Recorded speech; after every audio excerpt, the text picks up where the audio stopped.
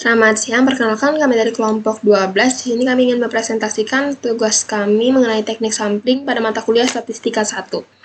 Di sini di kelompok 12 beranggotakan yang pertama dari Riko Setiawan dengan NIM 2230 2050 3125. Yang kedua ada Yosua Alexandro dengan NIM 2230 2050 3112. Yang ketiga ada Andre Andrianus dengan NIM 2230 2050 3105. Dan yang keempat atau saya sendiri Amelia Penati Pardi dengan NIM 2230 2050 3104. Di sini kelompok 12 diminta untuk mengamati metodologi teknik sampling yang digunakan pada rilis pertemuan survei peta terkini kompetisi pemilu di Jawa Timur.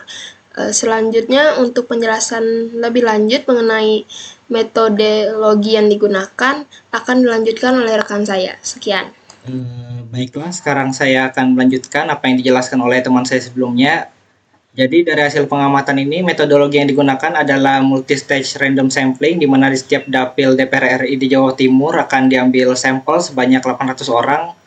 Dari total sampel tersebut, dipilih total toleransi kesalahan marginnya 1,1%, di tingkat kepercayaan 95%, dengan asumsi certified random sampling. Lalu sampel berasal dari seluruh kabupaten kota di tiap dapil Jawa Timur yang terdistribusi secara proporsional. Berikut adalah metode dari multi-stage random sampling, di mana tahap satunya adalah pemilihan unit sampel primer, di mana klaster atau unit sampel primer dipilih dari populasi. Lalu pada tahap 2, setelah unit sampel primer dipilih, subset dari unit sampel sekunder dipilih dari dalam setiap unit primer yang terpilih. Lalu untuk tahapan selanjutnya, jika diperlukan tergantung pada kompleksitas desain sampel, akan ada tahap selanjutnya untuk unit sampel tersiernya. Lalu dalam sampling dalam unit terakhir, individu atau elemen yang akan disurvei atau dipelajari itu dipilih. Berikut adalah penjabaran dari 3 tabel yang akan digunakan untuk dilanjutkan ke tahap satunya yang akan dijelaskan oleh teman saya. Sekian. Saya Riko Setiawan akan melanjutkan penjelasan dari teman saya sebelumnya. Setelah tabel tersebut dijabarkan, maka di sini saya akan menjelaskan tahap 1 dan tahap 2. Jadi pada tahap ini klaster atau unit sampel primer dipilih dari populasi.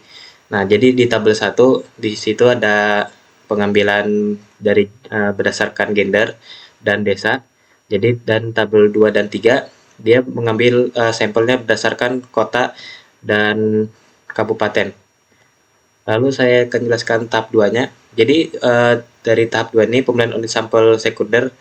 Setelah unit sampel primer dipilih, subset dari unit sampel di sekunder dipilih dari dalam setiap unit primer yang terpilih.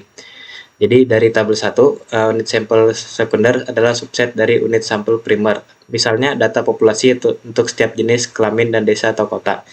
Tabel 2 dan 3, unit sampel sekunder adalah subset dari unit sampel primer. Misalnya data populasi untuk setiap kota atau kabupaten. Dengan demikian, untuk ketiga tabel tersebut, metode pengambilan sampling multistage mencakup tahap 1 dan tahap 2, di mana tahap 1 melibatkan pemilihan unit sampel primer, dan tahap 2 melibatkan pemilihan unit sampel sekunder dalam PSUS. Nah, jadi di sini ada lagi 3 tabel, tapi tabel ini akan dijelaskan oleh teman saya yang akan menjelaskan mengenai tahap ketiga dari pengambilan multistage sampling. Sekian. Ya, perkenalkan diri sama saya Andre Adrianus. Di sini saya akan melanjutkan penjelasan pada tahap ketiga. Pada data tersebut berada dalam tahap ketiga dari metode sampling multi-stage, karena tahap tersebut merupakan tahap pengambilan sampel di tingkat yang lebih terinci setelah tahap pengelompokan awal.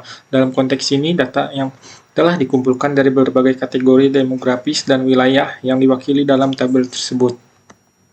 Berikut adalah grafik untuk kami teliti. Dan pada masuk pada penjelasan tahap 4, di sini misalnya jika pada tahap 3 ini kita telah membagi populasi berdasarkan beberapa kriteria demografis dan wilayah seperti yang ditunjukkan dalam grafik, maka pada tahap keempat ini kita akan memilih sampel yang lebih spesifik dari subkelompok yang telah ditentukan, misalnya memilih sampel yang mewakili preferensi pemilih dalam subkelompok usia tertentu, jenis kelamin, pendapat, atau wilayah tertentu untuk kedua pasangan presiden yang tersisa setelah proses pemilihan menjadi 2 presiden. Sekian presentasi dari kami ucapkan terima kasih.